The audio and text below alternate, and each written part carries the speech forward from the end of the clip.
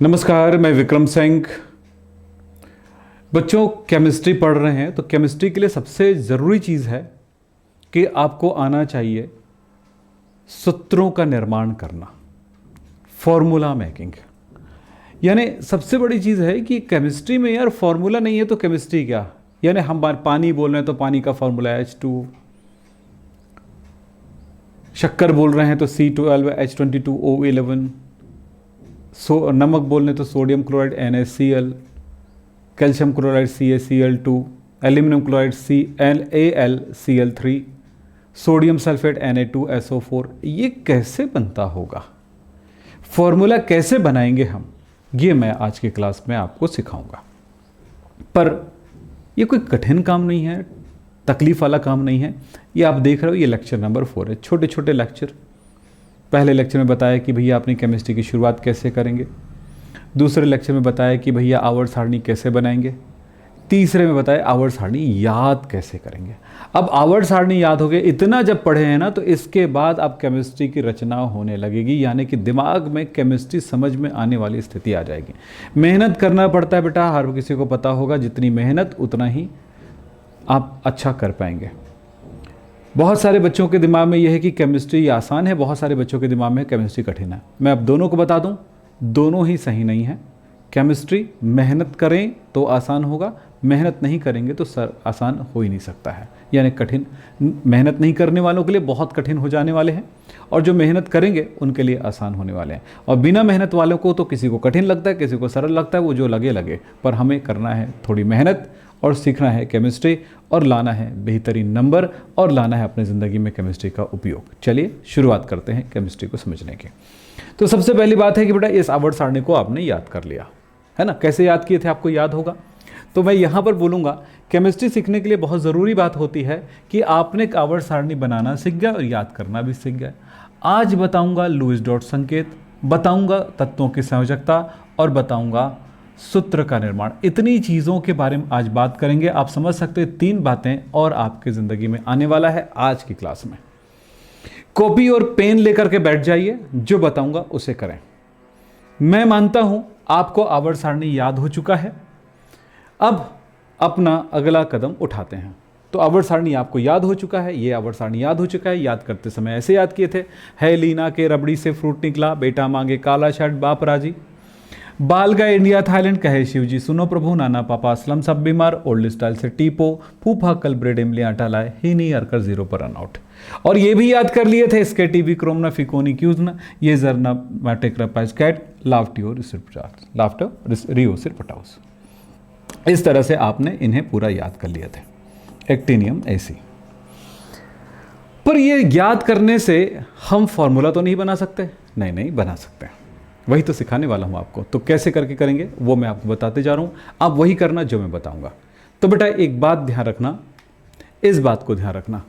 आपने इसमें याद करे हो कि ये पहला ए वर्ग है, ये दूसरा ए वर्ग है, समूह है। इसके बारे में आप जानते हो कि ये तीसरा समूह है, थर्ड ए, ये 4A, 5A, 6A, 7A, और ये है 8A। ये समूह है। इस समूहों में, और आप जान चुके हो पिछले क्लासेस में, वो ये है कि ये पहला बी, फर्स्ट बी, ये सेकंड बी, और थर्ड बी यहां पर है, ये थर्ड बी है।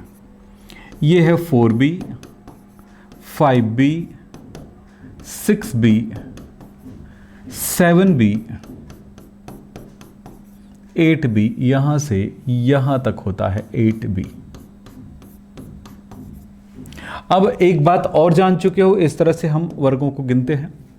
अब यहां पर एक नई बात बताने वाला हूं, वो बताऊंगा, लेकिन उससे पहले फिर वर्गों का एक नंबरिंग करते हो। 1, 2, 3, 4, 5, 6, 7, 8, 9, और ये 10, 11, 12, 13, 14, 15, 16, 17, 18। इस तरह से थोड़ा रिवीजन मैं आपको करा दे रहा हूं। आवर्त सारणी का रिवीजन हो जाएगा तो आगे बढ़ना, आगे समझना हमारे लिए आसान हो जाएगा। ये आप जान चुके हो ना, बिल्कुल। बेटा इससे कुछ बातें आपको समझना होगा जो यहां पर बताऊंगा। याद रखना कि याद रखना पड़ेगा तत्व के बाहरी कोश में कितने इलेक्ट्रॉन होते हैं। तो यहां पर बताऊंगा बाह्य कोश में इलेक्ट्रॉनों की संख्या,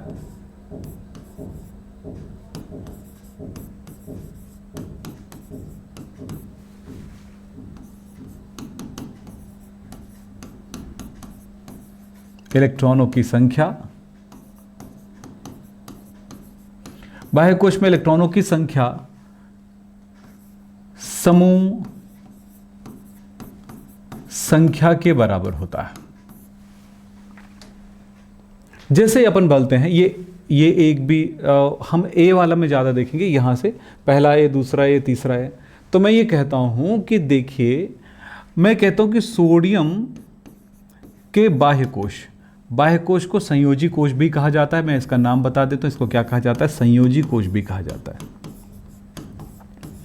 नाम तो बहुत सारे मिलेंगे, सब जानना जरूरी है, धीरे धीरे करके आपको समझाते जाऊंगा। आप हड़बड़ाएं नहीं पढ़ाई करते समय, आप चीज़ों को जो जो बताया जाएगा आप एकदम प्रेशर में ना समझें, एकदम इजी वे में समझें, कोई तकलीफ ना लें, दिमाग में प्रेशर मत डालें, आराम से समझते जाइए। तो बाह्य कोश भी कहते हैं। बाह्य कोश क्यों कहते हैं बेटा, आपको थोड़ा सा बताता हूँ। पहले सोडियम के साथ बताना शुरू करूंगा तो समझ में आएगा।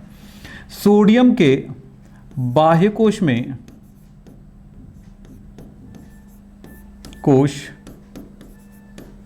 में इलेक्ट्रॉनों की संख्या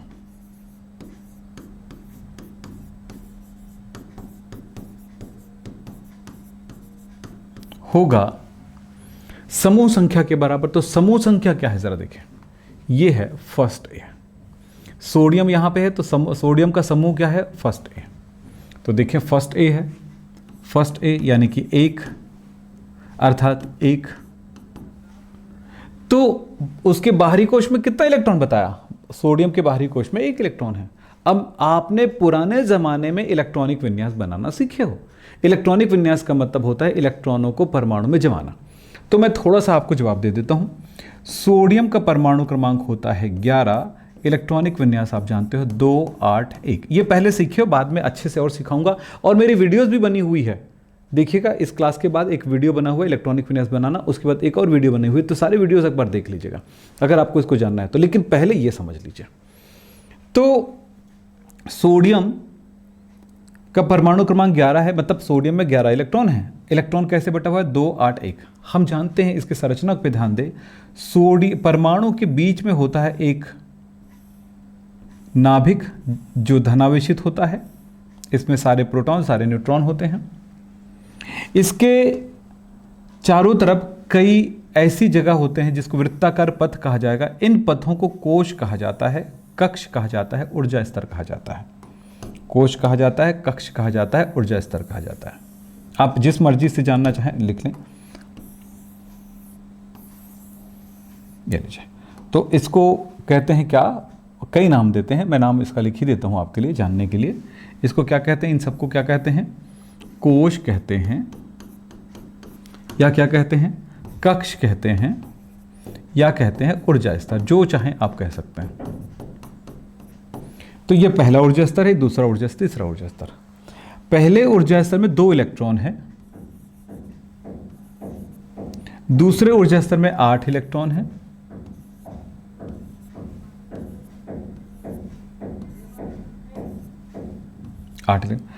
और तीसरे ऊर्जा स्तर में 1 इलेक्ट्रॉन है। कोई भी बाहरी कोश होगा इसे हम कहेंगे बाह्य कोश,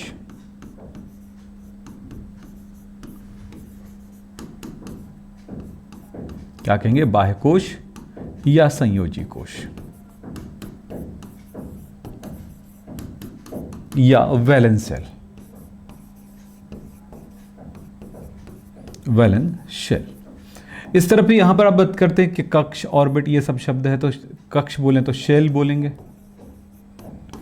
यहां पर कक्ष बोले तो ऑर्बिट बोलते हैं इंग्लिश में, और ऊर्जा स्तर हिंदी में बोल रहे हैं तो इसको बोलेंगे एनर्जी लेवल।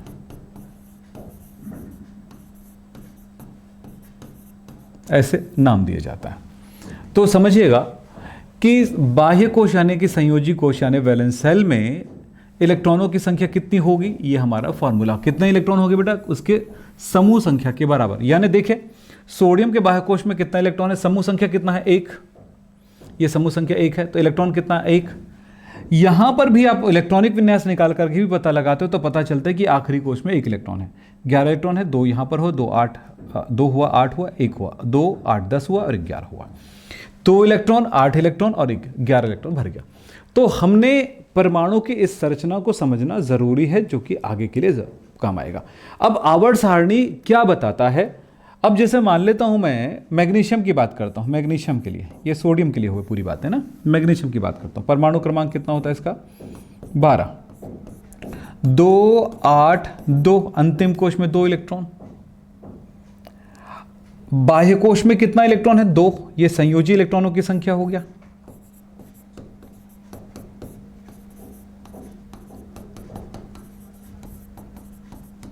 तो यहां पर आपने क्या सोचा, यहां से देख करके बताओ, देख के सोच रहे हो कि सोडियम मैग्नीशियम के अंतिम कोश 2 इलेक्ट्रॉन है, तो इसको होना कहां चाहिए? इसका समूह होना चाहिए, समूह है सेकंड ए समूह, देख लो वहीं पे मिलेगा, ये लो सेकंड ए समूह। तो पता चला कि भाई सोडियम पहले वर्ग में है तो अंतिम कोश में 1 इलेक्ट्रॉन है, मैग्नीशियम दूसरे वर्ग में है तो 2 इलेक्ट्रॉन होगा। इसी तरह से एल्यूमिनियम तीसरे वर्ग में है, तीसरे समूह में है, 3 लिखा हुआ है तो इसके अंतिम कोश में 3 इलेक्ट्रॉन होगा। मान लेते हैं आर्सेनिक, आर्सेनिक के अंतिम कोश में 5 इलेक्ट्रॉन होगा।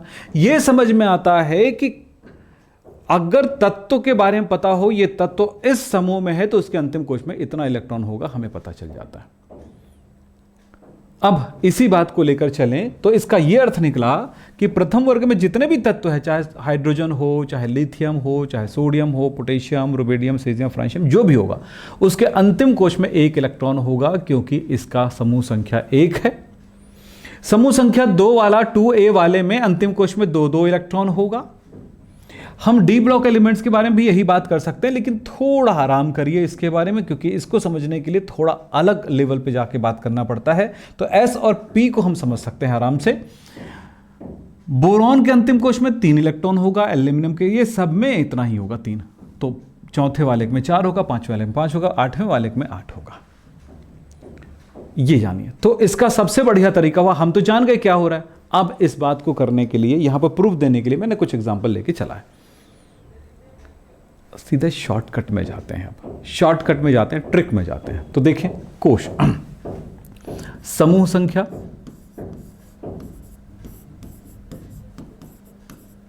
समूह क्या देख रहे थे? प्रथम ए समूह, द्वितीय ए समूह, तृतीय ए वर्ग समूह, चतुर्थ ए वर्ग। अभी बी में मत जाइए बेटा, उसको डी तथा एफ ब्लॉक एलिमेंट्स के वाले अलग पार्ट में पढ़ा जाएगा, लेकिन उससे पहले एस और पी ब्लॉक की अच्छी जानकारी होना चाहिए, एलिमेंट्स के बारे में जानकारी जरूरी है। 4 बी नहीं बेटा, ए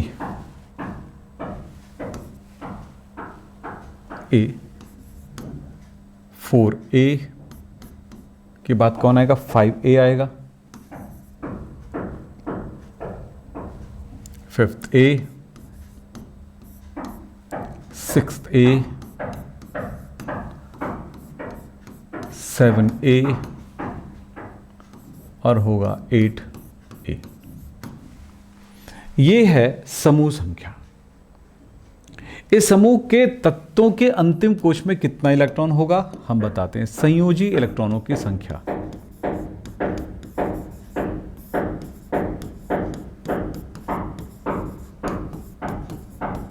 संयोजी इलेक्ट्रॉनों की संख्या होगी, प्रथम ए वर्ग के तत्वों के जितने भी तत्व होंगे सबके अंतिम कोश में 1 इलेक्ट्रॉन होगा, दूसरे वाले में 2 होगा, तीसरे वाले में 3 होगा, 4 होगा, 5 होगा, 6, 7, 8। हो गया आसान। कुछ भी मतलब ये पता चलता है भैया कि अगर किसी ने पूछा भैया बताइए कि एसएन के अंतिम कोश में कितना इलेक्ट्रॉन है, तो पूरा सीधा ऊपर जाओ, कौन सा वर्ग है चेक करो, एसएन 4th ए, यानी कि अंतिम कोश में एसएन के अंतिम कोश में इसको एसएन को बोलते हैं टीन, स्टेनम टीन के अंतिम कोश में 4 इलेक्ट्रॉन होगा, कार्बन के अंतिम कोश में 4 इलेक्ट्रॉन होगा, सिलिकॉन के अंतिम कोश में 4 इलेक्ट्रॉन का, फ्लोरीन देखो 7वें ए वर्ग में है तो 7 इलेक्ट्रॉन होगा। क्लियर हो गया ये बात। तो यही बात हम यहां पर संकेत में समझने की कोशिश करते हैं। तो इसके बाद एक और शब्द पे ध्यान देंगे, लुईस इसको कहते हैं संयोजी कोश, संयोजी इलेक्ट्रॉनों की संख्या, valence electron, number of valence electron कहेंगे इंग्लिश में। लुईस डॉट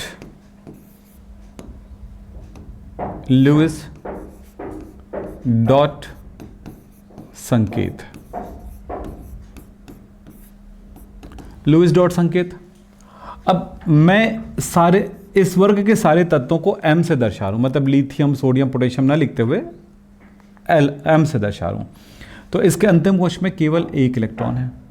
अब एक बात समझाना मैं चाहता हूं, यहां पे लुईस डॉट संकेत क्या होता है समझेंगे। लुईस डॉट संकेत क्या होता है इसको जरा समझ लें, बहुत जरूरी शब्द है। Lewis dot symbol, Lewis dot symbol क्या होता है यह जानना जरूरी है। किसी परमाणु के, यानी परमाणु के संयोजी कोश में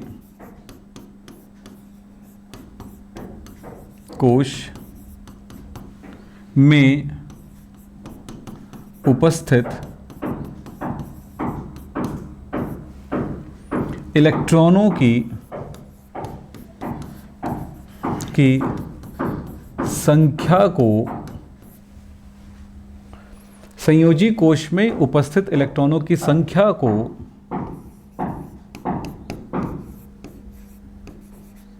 लुईस डॉट को बिंदु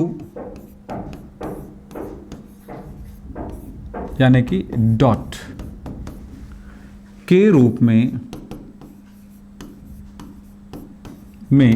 प्रदर्शित करना, रूप में तत्व के संकेत के साथ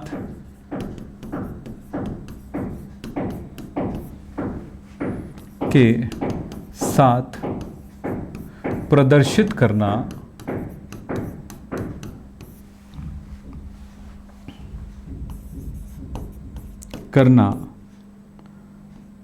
लेविस डॉट संकेत कहलाता है।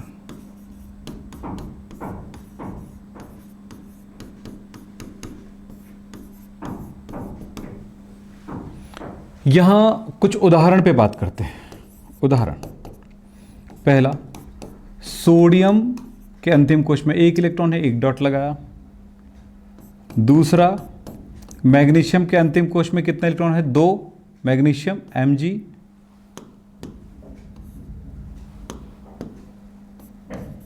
दो इलेक्ट्रॉन है, दो डॉट लगाए। कार्बन के अंतिम कोश में कितने इलेक्ट्रॉन है, पहले देखना है कि कार्बन किस वर्ग में है। 4a वर्ग में है, देखो ये चौथा a वर्ग में, तो इसके अंतिम कोश में 4 इलेक्ट्रॉन होगा, तो मैं यहां पर लिखूंगा 4, 1 2 3 4। बेटा लुईस डॉट सिंबल बनाने के लिए एक ही काम करना पड़ेगा, कितने इलेक्ट्रॉन है। अगर आपके पास 1 है तो 1 डॉट लगेगा, 2 है तो 2 डॉट लगेगा, 3 है तो 3 डॉट लगेगा, 4 है तो 4 डॉट लगेगा, लेकिन पहले एक एक करके भर जाएगा 4 स्थानों पर।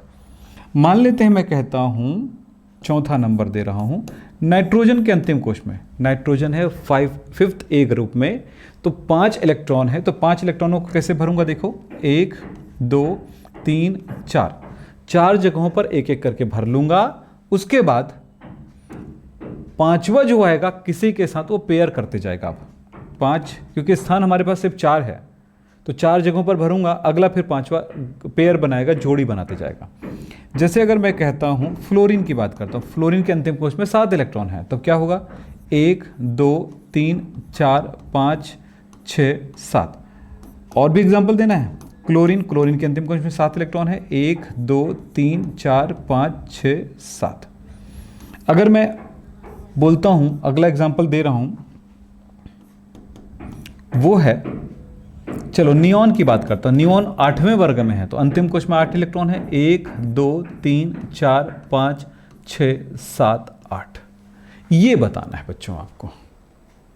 तो किसी परमाणु के अंतिम कोश में कितना इलेक्ट्रॉन है, इस बात को दर्शाना हमारे लिए बहुत ज़रूरी होता है, जानना जरूर। इसको लुईस डॉट संकेत। तो आपने लुईस डॉट संकेत क्या होता है जान गए, कैसे दर्शाना है वो भी जान गए।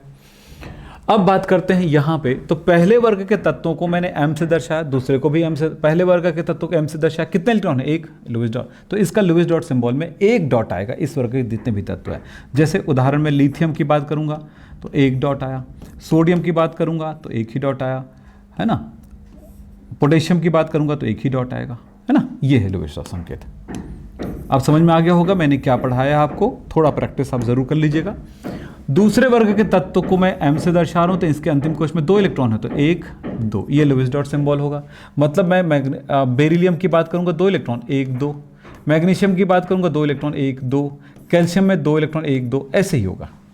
उदाहरण लिख दे रहा हूं, फिर बाद में इसको मिटा दूंगा नीचे वाला। फिर बात करता हूं यहाँ पे तीसरे वर्ग के तत्वों को भी m से दर्शा रहा हूं, तब इसमें अंतिम कोश में 3 इलेक्ट्रॉन है, तो 1 2 3, यानी इसमें कौन होता है, बोरॉन, एल्यूमिनियम, गैलियम। तो इनके अंतिम कोश में 3 इलेक्ट्रॉन, 1 2 3 1 2 3 1 2 3। यस, अब समझ में आ गया होगा मेरी बातें। तो इस तरह से हम इस चीज़ को जानना ज़रूरी हमारे लिए। तो कुछ भी याद करना रटना कोई बहुत बड़ी चीज़ नहीं है। अगर आवर्त सारणी याद है तो किस वो तत्व किस वर्ग में है वो जानिए, तो वो वर्ग पता चला, वर्ग पता चला तो अंतिम कोश में इलेक्ट्रॉनों की संख्या पता चला, अंतिम कोश में इलेक्ट्रॉन की संख्या पता चला तो लुईस डॉट संकेत भी पता चल गया है। बहुत ज़रूरी है जानना। अब चौथे वर्ग के तत्व में, इसको भी मैंने किससे दर्शाया है, m से, तो 1 2 3 4 इलेक्ट्रॉन। पांचवें वर्ग के तत्व में 5 इलेक्ट्रॉन, 1 2 3 4 5 इलेक्ट्रॉन। छठवें वर्ग के तत्व में 6 इलेक्ट्रॉन, 1 2 3 4 5 6। तो याद रखना युग्मित कहलाता है, अयुग्मित कहलाता है, बताऊंगा, लिखूंगा भी थोड़ी देर में। m 1 2 3 4 5 6 7, इसमें कितना 8, 1 2 3 4 5 6 7 8। किसको क्या कहा जाता है मैं एक बार यहां पर दिखा देता हूं, आपके लिए जानना जरूरी है। किसी भी तत्व के में इलेक्ट्रॉन इस तरह से है तो ये कहलाता है युग्मित इलेक्ट्रॉन, और ये अलग अकेला अकेला अयुग्मित इलेक्ट्रॉन कहलाता है। तो ये अयुग्मित electron, single electron, single electron अयुग्मित इलेक्ट्रॉन कहलाता है, जिसको कहते हैं हम अनपेयर इलेक्ट्रॉन।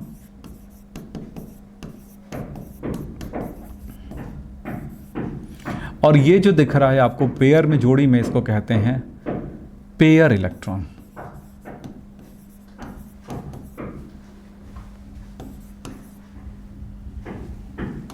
पेयर इलेक्ट्रॉन यानी युग्मित इलेक्ट्रॉन।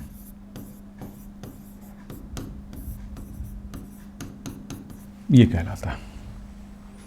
चलिए अब समझने वाली बात, एक नई चीज़ और सीखेंगे, किसमें युग्मित इलेक्ट्रॉन है, अयुग्मित इलेक्ट्रॉन, इसका क्या फ़ायदे हैं। तो केमिस्ट्री का फ़ायदा इन्हीं इलेक्ट्रॉनों से है ना। तो वो क्या है ज़रा देखें, वो है संयोजकता। इंग्लिश में बोलते हैं वैलेंसी। संयोजकता क्या होता है मैं यहां पर आपको बताना चाहूंगा। संयोजकता का मतलब समझेंगे। संयोजकता या वैलेंसी का मतलब क्या होता है।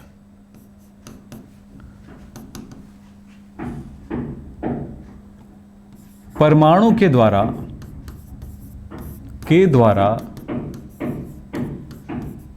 बंध बनाने की क्षमता।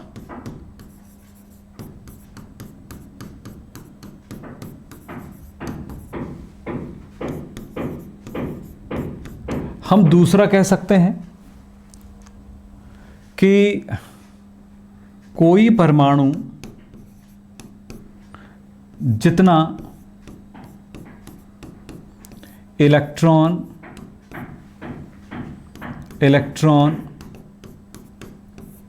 दान या ग्रहण या साझा कर सकता है,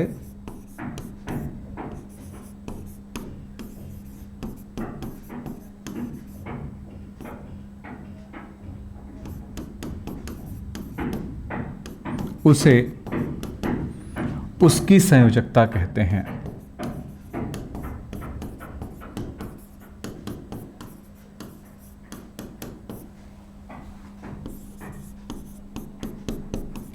अब सवाल ये है कि वो कितना संयोजक, कितना बंध बना सकता है, कितना दान कर सकता है या कितना ग्रहण कर सकता है या कितना साझेदारी कर सकता है। ये कैसे निकालेंगे, इसका एक सूत्र मैं लिख रहा हूं निकालने का।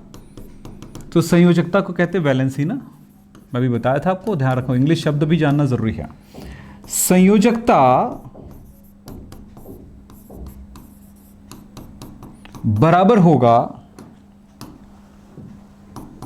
अयुग्मित इलेक्ट्रॉनों की संख्या।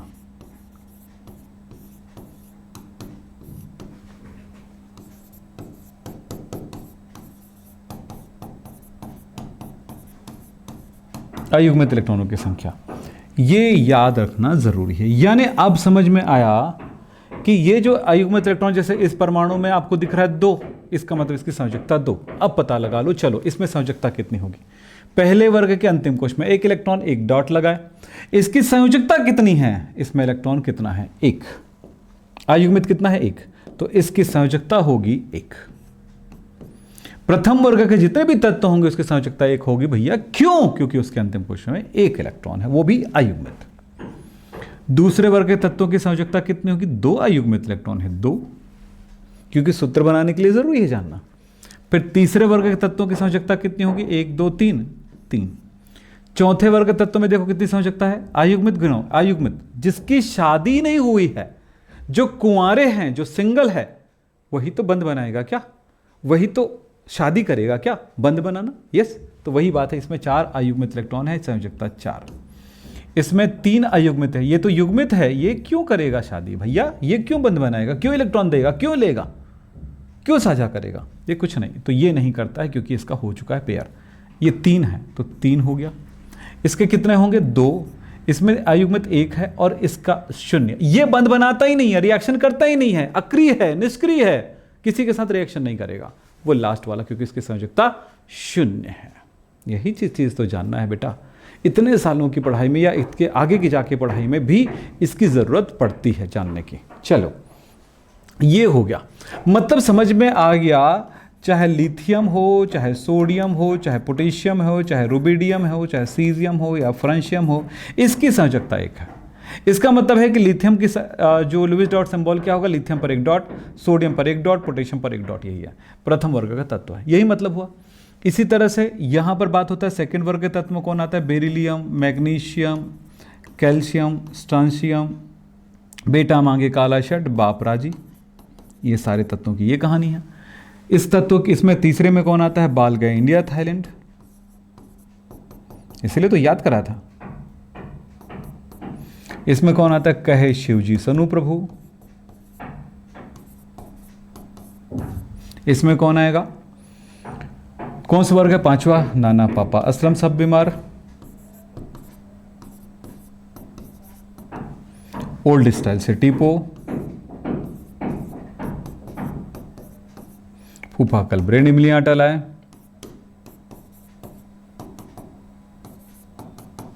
और ये है, और ये कौन सा वर्ग है, हाँ, तो इसमें कौन कौन आएगा, हीनी अर्कर 0 पर रन आउट, हीनी अर्कर,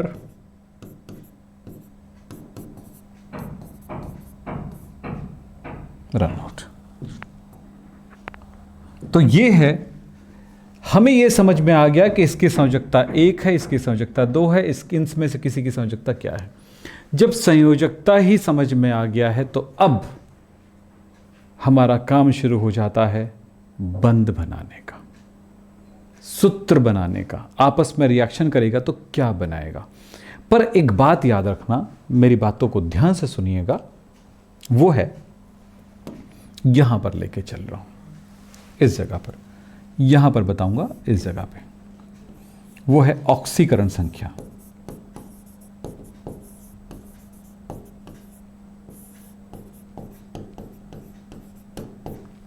जो संयोजकताएं हैं, 4 से पहले वाला धनात्मक होगा और 4 के बाद वाला ऋणात्मक होगा, इधर वाला धनात्मक होगा, इधर वाला ऋणात्मक होगा।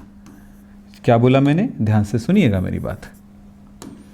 4 से पहले वाला धनात्मक और 4 से बाद वाला ऋणात्मक, तब ये +1 +2 +3 ±4, ये इसमें कुछ प्लस भी हो सकता है, माइनस भी हो सकता है 4, -3, -2, -1 एंड ऑक्सीडेशन नंबर 0। बहुत सारी बातें हो गई। हमें ये जानना होगा जिसका भी पॉजिटिव हो रहा है ये वाला, इधर वाला धातु है और उधर वाला अधातु है। उसमें भी धातुएं मिलेंगी, पर हमारा बेसिक जानकारी में इतनी जानकारी होना चाहिए जिसकी ऑक्सीकरण संख्या पॉजिटिव होता है वो धातु है, जिसका ऑक्सीकरण संख्या नेगेटिव होता है वो अधातु है। अब हम यहां पर कुछ बातें समझें। हो गया बेटा, कुछ चीजें क्लियर हुई। पहली बात तो हो गया, वर्ग याद हो गया। अंतिम कोश में कितने इलेक्ट्रॉन होते हैं वो पता चल गया। अंतिम कोश में कितना इलेक्ट्रॉन रहेगा तो लुईस डॉट क्या होगा। लुईस डॉट से हम संयोजकता कैसे निकालेंगे, संयोजकता के बाद ऑक्सीकरण संख्या कैसे निकालेंगे, ये सारी चीज़ें एक इतने ही आपका प्रैक्टिस है और कुछ नहीं, कोई बड़ी चीज़ नहीं है। तो आवर्त सारणी याद होने से ये सारी चीज़ों को आपको मैंने सिखा दिया। अब बात आता है सूत्र कैसे बनाए। बस कुछ मिनट के अंदर आपको सूत्र बनाना सिखाता हूँ, ठीक है। चल,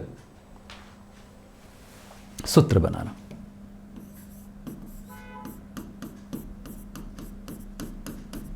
कोई भी दो तत्व आपस में रिएक्शन कैसे करेगा। मान लेते हैं सोडियम और क्लोरीन मिलकर के क्या बनाएगा, सोडियम और ऑक्सीजन मिलकर क्या बनाएगा, सोडियम और सल्फर मिलकर क्या बनाएगा, सोडियम और नाइट्रोजन मिलकर के क्या बनाएगा। अब आप यहां पर समझने की कोशिश करेंगे। मैंने एक ही तत्व ले लिया, इधर का एक तत्व लिया, तो सोडियम है कहाँ ये चेक करो। सोडियम यहाँ पे है, पहले वर्ग का तत्व है, अंतिम कोश में 1 इलेक्ट्रॉन है, संयोजकता 1, क्योंकि जब 4 से कम इलेक्ट्रॉन होता है तो इलेक्ट्रॉन दान करता है, पॉजिटिव होगा। मैंने धातु बोला था, तो देखिए ध्यान से यहाँ पे, तो यहाँ ये समझना है ये धातु है। चलो छोड़िए, मत सोचिए ऐसा। इसकी संयोजकता कितनी है, ऑक्सीकरण संख्या कितनी है, इसकी ऑक्सीकरण संख्या है +1। क्लोरीन कहाँ है, देखो क्लोरीन इस जगह पे है, साथ में ए वर्ग में है, ऑक्सीकरण संख्या -1। सूत्र बनाने के लिए याद रखना, एक तत्व ए है और एक तत्व बी है, इसकी ऑक्सीकरण संख्या x है और इसकी संयोजकता भी बोल सकते हो y है, तो ये x है, b की संख्या बन जाएगा और y जो है a की संख्या बन जाएगा। मतलब यहाँ पर सोडियम में कितना धन है, 1, तो सोडियम का हो गया, क्लोरीन का हो गया, ये संख्या इधर चलाया और ये संख्या इधर चलाया, तो कितना हुआ, ये हुआ 1 और ये भी हुआ 1। संख्या नंबर से मतलब है, माइनस प्लस से मतलब नहीं भी। तो ये बन गया फाइनल NaCl। चलो दूसरे में काम करते हैं। इसका कितना है 1+ और इसका कितना है -1 या 1- जैसा भी लगा, इसका 2- हो गया, या -2 भी लिख सकते हो, तुम्हारी मर्जी, जो लिखना है लिखे यार, कोई दिमाग को दबाव मत डालिए। चलो +1 और ये -2 क्यों, क्योंकि भैया छठवें वर्ग का तत्व है यार, छठवें वर्ग ये है। छठवें वर्ग के अंतिम कोश में 6 इलेक्ट्रॉन, 2 अयुग्मित यानी संयोजकता 2, और चूंकि ये कहाँ से है, वर्ग 4 से इधर वाला है, तो धातु अधातु है, माइनस आएगा, मैंने बताया था भी, यहाँ पर बताया था, और इधर आएगा तो प्लस आएगा, यही बताया था मैंने। तो ऑक्सीकरण संख्या कितना हुआ, -2, तो -2। तो इस तरह से इसकी ऑक्सीकरण संख्या -2 हुआ, तो एक इधर चलाया। ये सब मैं लिखूंगा तो कचरा जैसे दिखेगा, तो समझिएगा अब मैं क्या बताऊँ, वहाँ पे बताया हूँ, यहाँ पे बता दिया। ये 2 इधर आ गया तो Na पर आ गया 2, और ऑक्सीजन, सोडियम 1 है तो यहाँ पर ऑक्सीजन हो गया 1, यानी कि हम लिख सकते हैं इसको Na2O। ये दोनों के मिलने से Na2O बनेगा। छोटी छोटी बातें, यहाँ पर भी सूत्र बना सकते हैं। इसकी संयोजकता 1 यहाँ का होता है -2, तो क्या बन गया Na2S बनेगा। इसकी ऑक्सीकरण संख्या +1, इसका -3, तो क्या बनाएगा Na3N1। यस, समझ में आया बातें, ऐसे ही करते जाना है। और भी बताता हूँ, चलिए 5वां एग्जाम्पल।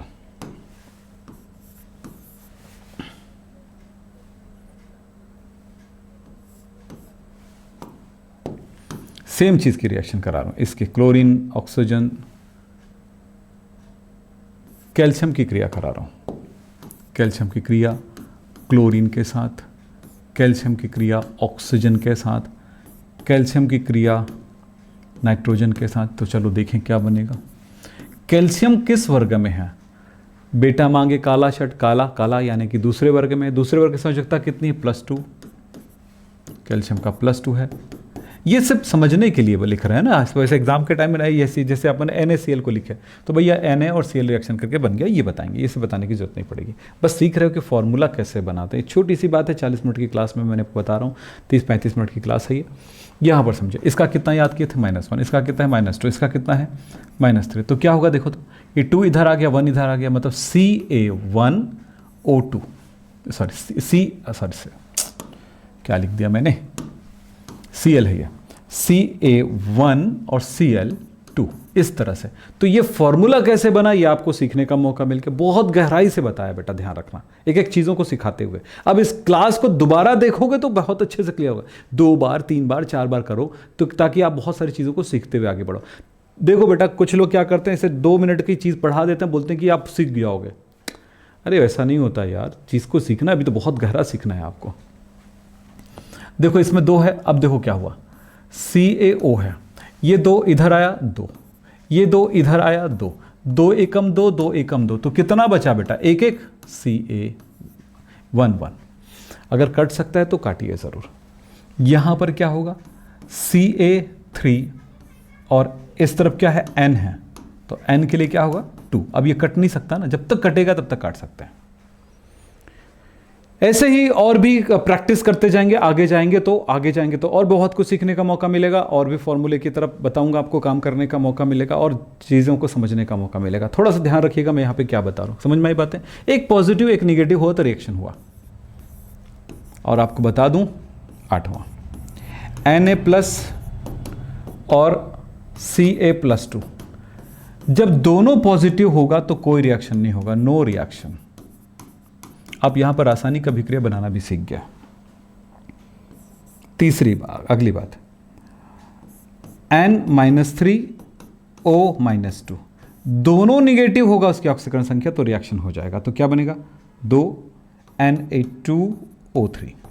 तो याद रखना, पॉजिटिव और निगेटिव हुआ तो रिएक्शन होगा, निगेटिव और निगेटिव हुआ तो रिएक्शन होगा, पॉजिटिव और पॉजिटिव होगा तो रिएक्शन नहीं होगा।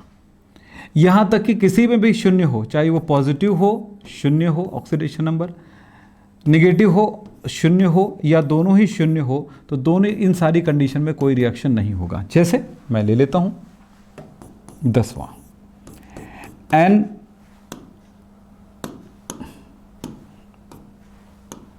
N-3 है मान लेते हैं, और यहां पर N ही है, इसकी ऑक्सीकरण संख्या 0 है, तो नो रिएक्शन, कुछ नहीं बनेगा। तो यहां पर रिएक्शन बनाना भी सीख गए, सूत्र बनाना भी सीख गए बच्चों, ये ध्यान रखिएगा। बहुत इंपॉर्टेंट टॉपिक को मैंने आपको समझाया है, और इस चीज़ को जिन बच्चों ने प्रैक्टिस करेंगे उनको कभी कोई तकलीफ नहीं होने वाला। बस इतना बताऊंगा आपको, ध्यान से सुनिएगा कि जो भी धन वाला ऑक्सीडेशन नंबर वाला है सभी धातु है, जो भी ऋण ऑक्सीडेशन नंबर वाला है सभी अधातु है।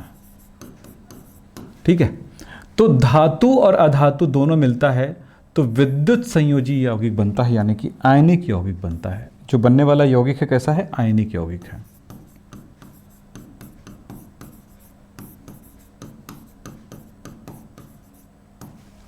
और दोनों ऋण वाला है तो सहसंयोजी यौगिक बनता है। बाकी तो बनेगा नहीं। तो समझ में आ रहा होगा कि सभी जगहों पर आपने देखा आयनिक, तो क्या हुआ देखो, ये देखो, ये प्लस और माइनस वाला है, तो यानी आयनिक यौगिक है। ये प्लस माइनस है, यानी कि आयनिक यौगिक है। ये यौगिक कैसा है, प्लस माइनस वाला था, आयनिक यौगिक, प्लस माइनस वाला आयनिक यौगिक, ये प्लस माइनस आयनिक यौगिक, माइनस प्लस माइनस आयनिक यौगिक, ये वाला बना है आयनिक यौगिक है। ये वाला क्या होगा, प्लस माइनस, ये भी आयनिक यौगिक है। प्लस प्लस तो रिएक्शन ही नहीं बनेगा, दोनों माइनस वाला है तो ये सहसंयोजी यौगिक होगा। इतनी बातें मैंने आपको बताया है, इस पे प्रैक्टिस करिए अच्छे से। जिन बच्चों को मेरे क्लास ज्वाइन करना है, 11th या 12th की क्लास ज्वाइन करना है, उनको कहूँगा मेरे इस नंबर पर 9827497052 पर कॉल करें, आपको क्लास मिल जाएगा मेरे ऐप का नाम है विक्रम हैप केमिस्ट्री।